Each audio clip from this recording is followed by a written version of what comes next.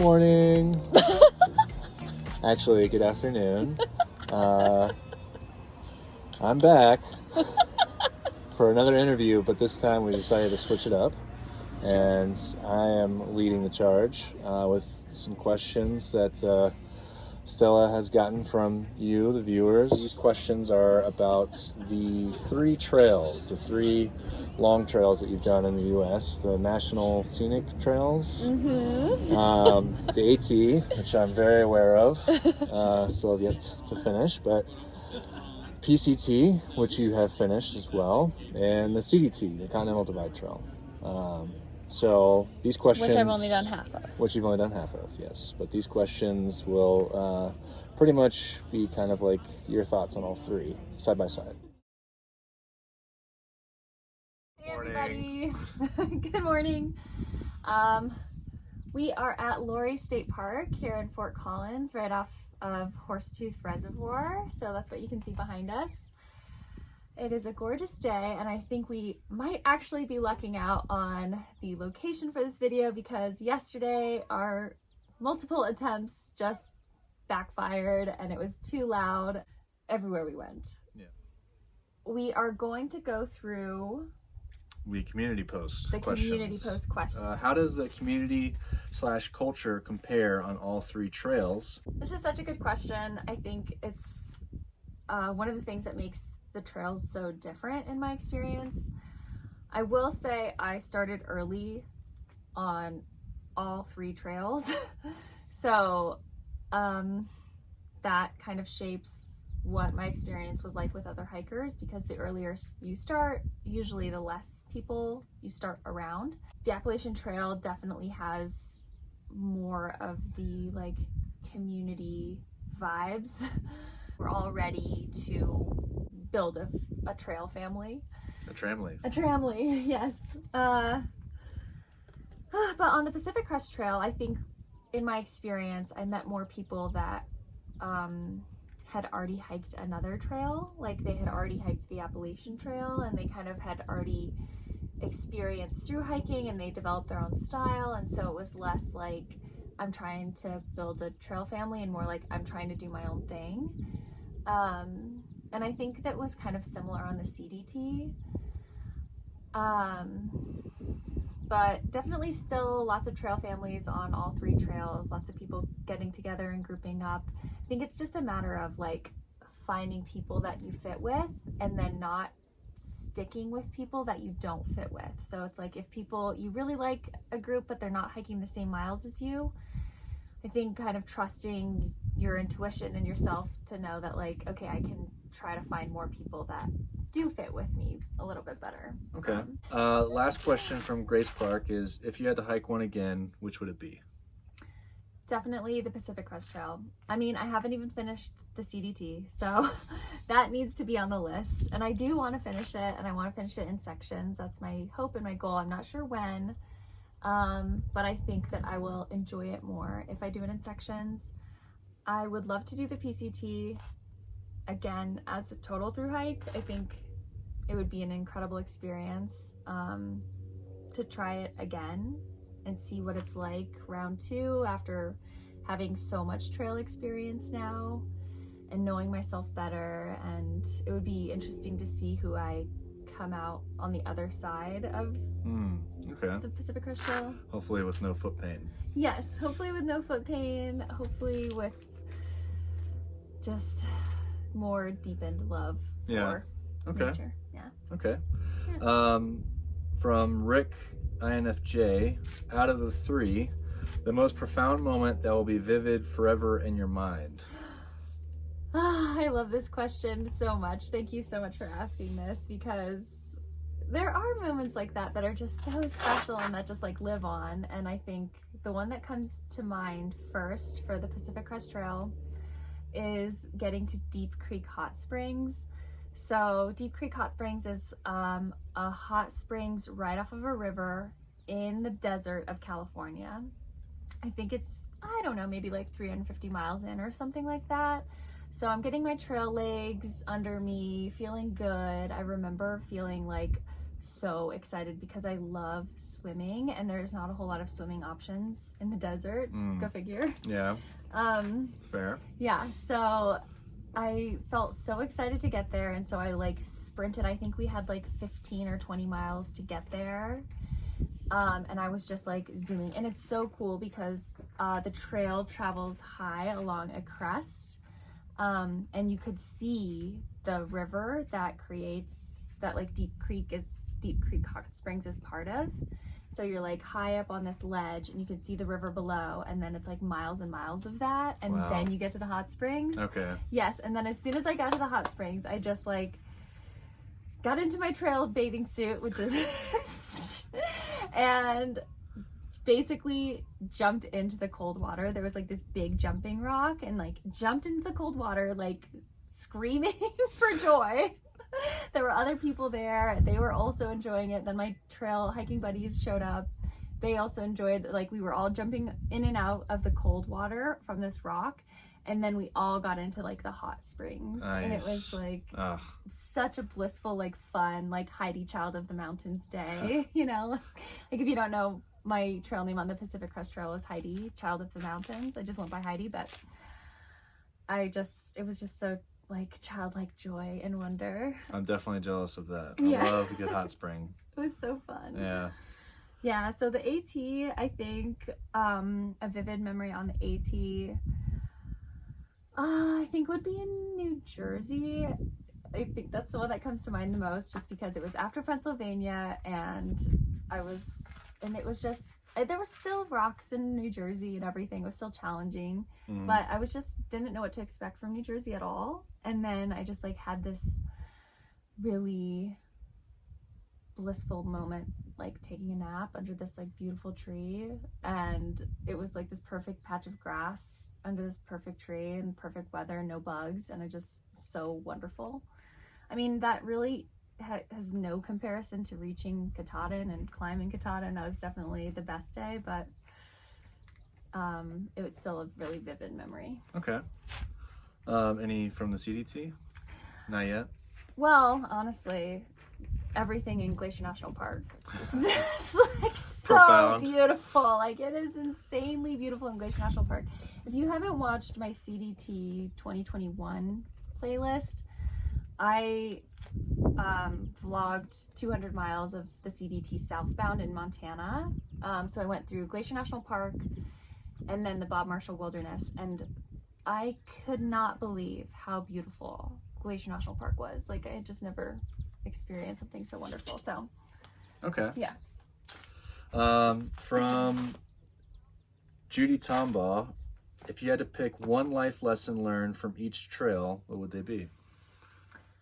Okay, for the Pacific Crest Trail, that is, I think my life lesson is that, like, nature and like the earth like provides for you, provides for me, like spiritually, emotionally, physically. Like, I think that like I learned that like there is a connection that I feel and between me and nature. And like I felt so nurtured by the end. It was so hard, and then like I felt nurtured by just being out there. So I think that like that life lesson maybe is like to look to nature and like expect that connection to exist, and then look for it more. I think from the CDT, I learned that, or at least the section that I've done, I think I learned that unless my mind is fixed on accomplishing the root, like the big thing, like I'm not going to, I guess. Like, I went into the CDT kind of being like, well, maybe I'll do the whole thing, I'm not sure, both times. Because both different sections From the south and the north? Yeah. Yeah. Both of the sections that I've done were a summer apart. And both times I was like, well, maybe I'll finish, maybe I won't. I kind of hope I do, but I don't know. And to be fair, it was like a time in life. Like I had just gotten divorced, or I was in the middle of a divorce the first time and then getting divorced. And so it was just kind of like not the right time to finish, and not the right time to have a fixed mind to like finish. But I think I learned that on the CDT. Like if I just go in like, maybe it'll work out. Like maybe I'll like be able to hold on when it gets really hard. It's like, no, like unless I'm determined and my mind is fixed, I'm not gonna hold on. I'm gonna let go. Okay. Yeah. The The AT? AT? Yeah. Yeah. Right? Or yeah. So Yeah. then the last one for Life lesson. the life lesson for the AT. for the Appalachian Trail would be I think like the first day and within the first couple weeks I really learned to like I learned by practicing to be curious about things that are scary. So I've always been, prior to the AT, I've always been scared of getting to camp alone after dark. On the PCT, if I was hiking and camping alone, I would get to camp well before sunset, and I was scared of like how it would feel, and I was just like, I don't know how to do that. That's scary. I don't want to do it. It's uncomfortable. And then like with time, and as I've like gained so much more experience, I went into the Appalachian Trail really ready to be like, okay, I don't want to like have expectations about how this will feel. I want to be curious about how it will feel. So it's like the very first day, like I didn't arrive to camp until after sunset, and it was a shelter, and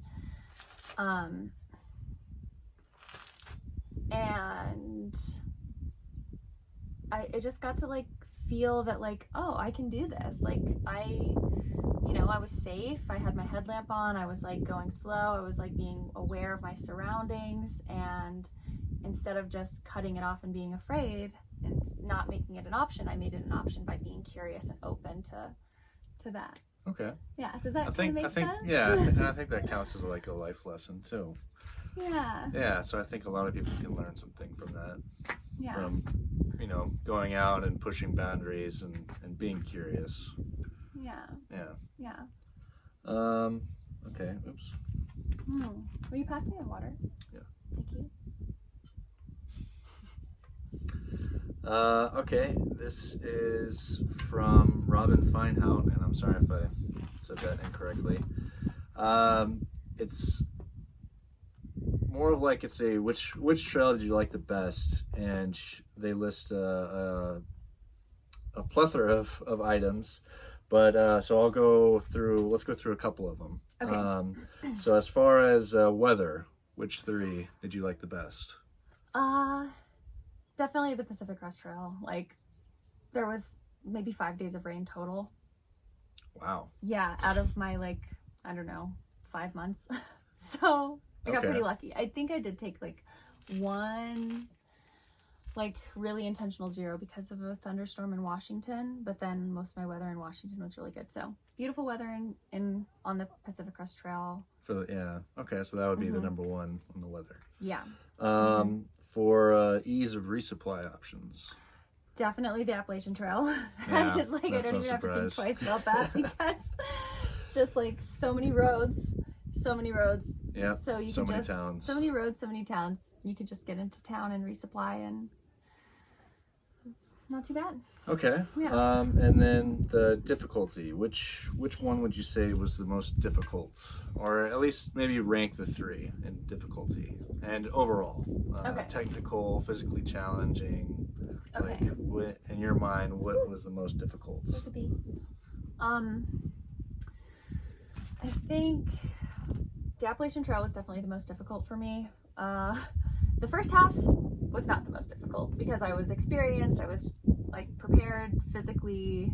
I was prepared mentally, like emotionally. Like I think it was still challenging, but it wasn't the most challenging. But you were running through it.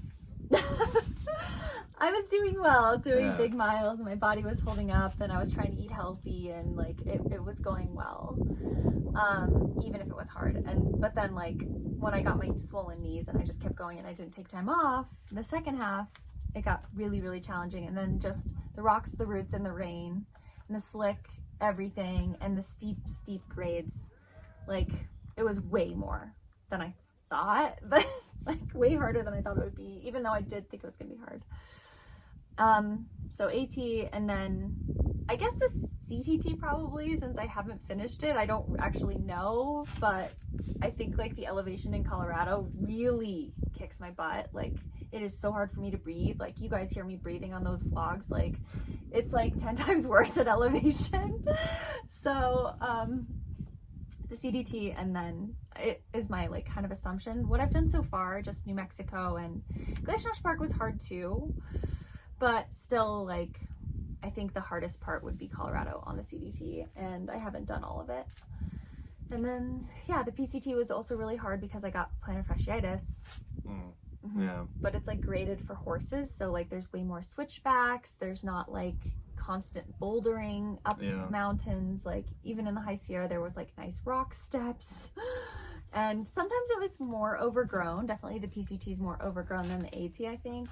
Oh really? Okay. Yeah, just because it's so long and like there's a lot more remote areas. Yeah. So it'd be easy for the trail to just like whoosh, and then you're walking through bushes. Oh, interesting. Yeah, okay. which is part of why I like always used to love hiking, like never hiking in shorts, Mm-hmm. because it was like my experience was like my legs will get scratched. Yeah. But on the AT, it's like they don't really get scratched because there's not that much overgrowth. Except in Mahoosic Notch. Except when I got my worst scratch ever in Mahoosic Notch. Yep. So watch that vlog if you haven't. I still have a scar. Yeah. But at least for the PCT, it was also technical because of having to use the ice axe. That's a really good point. So the snow makes things really challenging too, and scary, and challenging. Challenging, scary, and challenging. Super challenging. Got it. Okay. Yeah. Let's see. There are a couple of repeat questions, but this one, from D. Caldwell. I'd like to hear your thoughts on the best trail for a first through hike. Ooh. So, first one. First through one. hike. Okay. So I think that depends on your personality. And so if you're someone that is really extroverted, really is excited about hiking because you want to build community, and nervous about being out in the woods for a long time, or like have a long distance between towns, I would say definitely the Appalachian Trail should be your number one. The Appalachian Trail could also be your number one if all of that is true, but you're more of an introvert and you'd rather hike solo, but you'd still rather have towns close by, ease of getting resupply, kind of learning what it's like to be out there. Definitely the Appalachian Trail if you start in the winter, because it was so solo. There was so much, it was so solitary for me in the winter. But I would suggest the PCT for your first through hike if you really love big views, and if that is just gonna captivate your spirit and like push you forward and give you joy. That's how I feel. Like Sound biased. Yeah, I think like I'm so happy that I did the PCT first. But I also have had experience being outside for an extended amount of time, camping, living in my tent. What is it like? Like when I did my backcountry trail season, I talked about that in my confidence video. So if you haven't watched my confidence video, I talk about my backcountry trail season a little bit. But I came into the PCT with backpacking experience already. So as a very new beginner, the Appalachian Trail could be the one, or the Pacific Crest Trail, depending on all these like factors and who you are. And I'm not even putting the CDT on the list because absolutely not. It should not be your first one. The towns, there's like CDT. 5 towns in New Mexico, I think, and it's like 650 miles long at the shortest. Like, that's not a lot of towns, and they're small. That's hard. It's like, Okay, that's fair. Yeah. That's fair. Yeah. From Tom Ellis, Okay. a couple of questions. Was there a reason for the order of hiking? So I'm going to assume the question was why the PCT first, and then the AT, and then the CDT partly, and then the AT. Was there a reason for that? Yeah, so I think so I did the PCT first because of the big views. So I knew about the AT and I knew about the PCT, but I chose the PCT because of the big views. And then I chose the CDT because I thought I would never want to do the AT because of the green tunnel, and like I'm in love with big views. So I attempted the CDT, then that didn't work out, and I was like, this is really hard trail. And I'm kind of over, like I wanted to like do another through hike and do it all the way through, but I wouldn't want to redo the CDT, I don't think, at least not at this stage. And I also realized I love trees. Trees are nice. In between doing the PCT and then kind of my time on the CDT, I did fall in love with trees and kind of fall in love with like appreciating not just big views, but like looking forward to being in the forest a lot. Then that's why I did the AT. Okay. Yeah. And then equipment differences for each trail.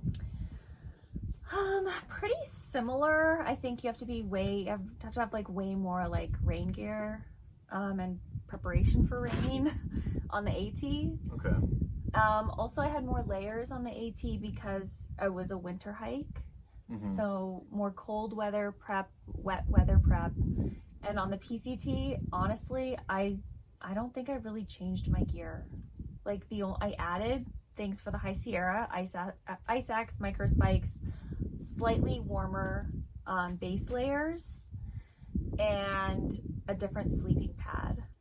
But then besides that, like everything was pretty. Yeah, and then I changed my shoes 1,500 miles in, and that was a good decision. Oh, okay. Yeah, but yeah, I think like pretty standard summer hiking on the PCT. Okay. Mm-hmm. And then this actually kind of ties in. This is from Wood Thrush. Okay. What was your most valuable piece of gear for each trail? Most valuable piece of gear. I mean, I think I love my sun shirt the most. Like, it is so good, and I just wear. Oh, but I didn't discover that until the CDT. Oh, okay. My sun shirt became my favorite piece of gear on the CDT. And then I used the same sun shirt both times on the CDT and for the AT, and it's still good. It's an Outdoor Research Astroman hoodie, and it zips down, and there's like a little zipper pocket, and the material is so light and perfect. Okay. But other than that, I think having what was it, most valuable piece of gear? Most valuable piece of gear for each trail. Okay. If there was a difference. I think it can still be, like you said, like except for like the High Sierras and the PCT, you could probably come up with, because you did a winter hike and the AT. In your experience, what was your most valuable piece of gear? Yeah. So for the PCT, I think my most valuable piece of gear was probably my Z-Pax duplex tent, because it was so light, and I used to go backpacking with a 5-pound tent, which is a lot compared to 1 pound. So that feels really, really valuable for just having a lightweight backpack, at base weight. Yeah. And then for the CDT, I think like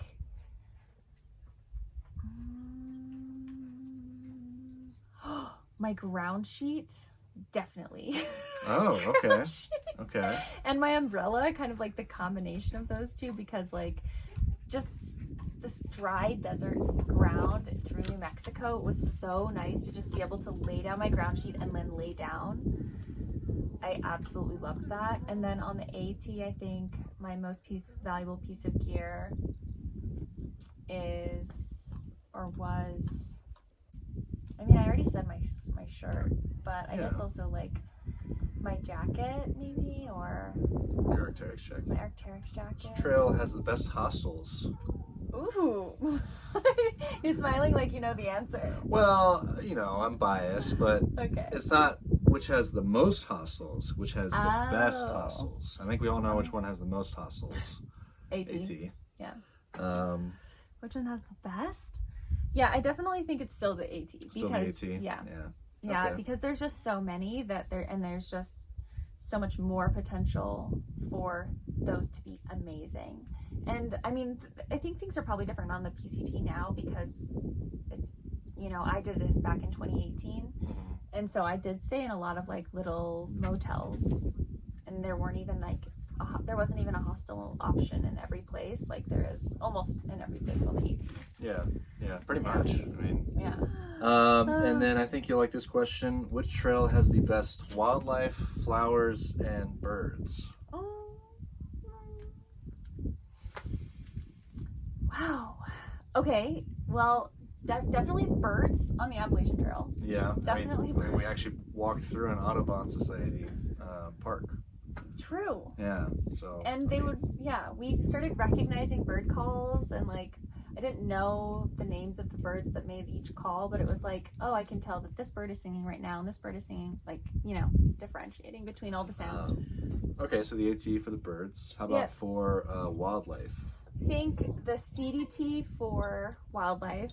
In Glacier National Park, I saw this moose. It was like right underneath this like sweeping, massive mountain that was like, it was like fairy tale-esque, fairy tale level beauty. And then there was a moose. Flowers. Okay, flowers. I don't know.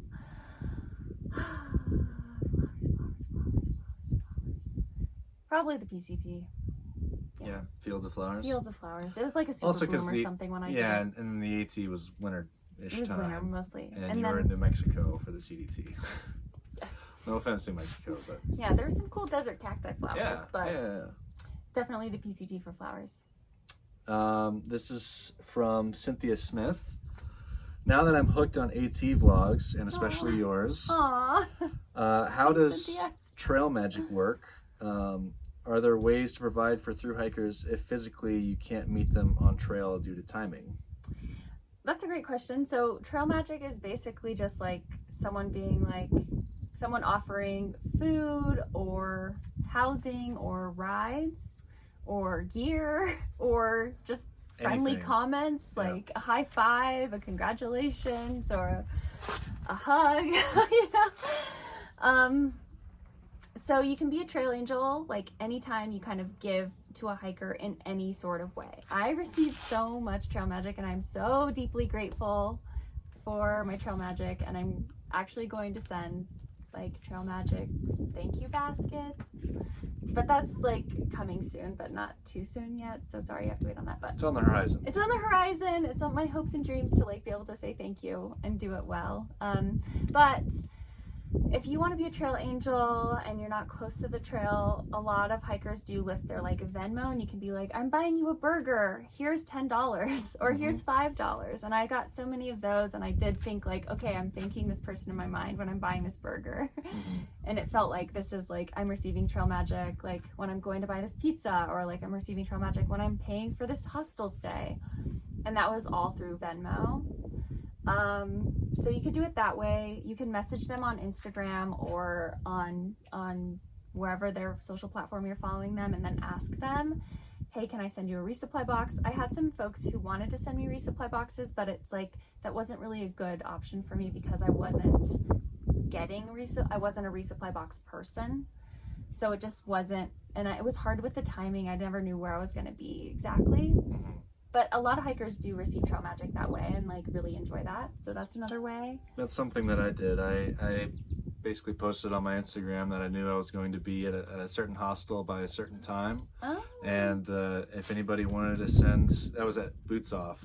Oh, and cool. As far as, what was her name? Pringles? Yeah, Pringles. As far as Pringles knew, who was the manager, she said that I had the most packages ever received by a thru hiker. Are you serious? I had at least 4 or 5. What did you do? Maybe with 6 packet. I trail magicked I trail magicked everybody else. Yeah, I took whatever I could. I ate what I could and left the rest. Nice. Yeah. I mean, and that then makes sense. Yeah, that's so nice. As far as I know, on the AT, there are hostels too that that they have like websites, and you can, if you want to, you can pay for people's, like I've had my stay paid for by a random stranger who basically just gave the money to the hostel, and they give you, like, if you want to, they give you like a little slip. It's like, this is the email address or Facebook name of the person that paid for your stay, and you can thank them if you want to, or if not. So there's a lot of ways. Actually, there one that just came to mind too is that I remember walking through the woods, and probably about 100 feet before the trailhead, there was a cooler. Yeah. And it just had food and drinks in it, and there was a little Sharpie on there too, and you could write your name or a little message if you want to on the cooler, and there's all the different ways. So cool. Yeah. Yeah, I really like that. I kind of forgot about the hostel stays too. Like, you could call a hostel and just be like, I know that this hiker is going to be there within a couple weeks. Can I pay for their stay? Mm-hmm. Or you can let the hiker know, and then the hiker can like contact you, and kind of like, I had that happen as well. Thank you so much. I know Station 19E too does, like, and that's in Tennessee, right off Road 19E. Yep. Yeah. Right by Rowan. Yeah, they do like the website thing where you can buy hikers, like you can buy a beer for a hiker. Oh yeah, that's right. And then because the Station 19E is the hostel is above a bar or restaurant, so you can buy them a meal place. And yeah, so lots of really cool options. Yeah. Okay. 38 minutes. I know. Oh my gosh. I'm like 38 minutes. How? That's why I'm trying to like push How? through. Okay. This one is from Raul Duke. Raul Duke. Hi Stella. Which of the trails would be better suited as someone who doesn't live in the U.S. and isn't really familiar with how things work over there? Stuff like general transportation, medical services. I believe something closer to civilization or transportation.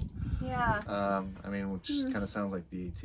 Yeah. I think I would probably suggest the AT, especially for the medical services part and just like the proximity to towns. That's probably the easiest.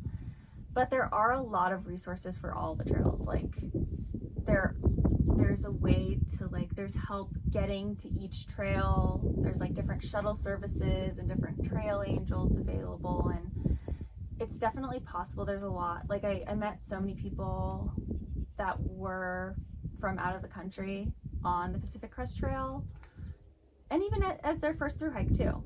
And so I think it's definitely possible. And unless you're like really, really worried about that part, I think that doesn't need to be like necessarily the deciding factor. Okay. This question is from Susan Redfield. She had a few, but I think we've answered a couple. But you may like this one. Best swimming hole of each hike. Ooh, well, definitely the Deep Creek Hot Springs swimming hole. For the PCT. For the PCT, definitely the best. And then for the AT, if I didn't get to like Maine in like heavy bug season and like all of the places with like really amazing lakes, there were so many bugs. So I don't think I actually got into a lake. We just had the river. On the AT. That's crazy. Yeah. Because there were so many ponds and everything, so beautiful. It was also wintertime. It was also winter, and there were bugs as soon as it wasn't winter. Yeah. So, but I did swim in this beautiful river, but I don't know what river it was. I can't remember either. It was a day with, if you look on my videos, it had to have been New Hampshire. Yeah. In New Hampshire. CDT? On the swimming holes? Yeah. I don't know if I did. Oh, the swimming holes on the CDT, definitely Glacier National Park, hands down. That's right. Grinnell Glacier Lake. Amazing. Okay, are you planning to complete the CDT? Yes. In your life? Yes. Tomorrow? In sections. I think, in sections. I think what I'm looking at next is hiking sections of the Colorado Trail, hopefully before it starts snowing again this year. Okay, and let's see. Oh, sorry, that question was from Diane Augustine. Okay. So Thank you, everyone, for all these questions. The food resupply. What foods that really made you feel good on trail? And then this is from Edward G. Wilcox Jr. That was his question? Their question. Okay. On the 2023 AT through hike, I heard someone say we have a vegetarian on trail. How did you cope with your eating habits and dietary?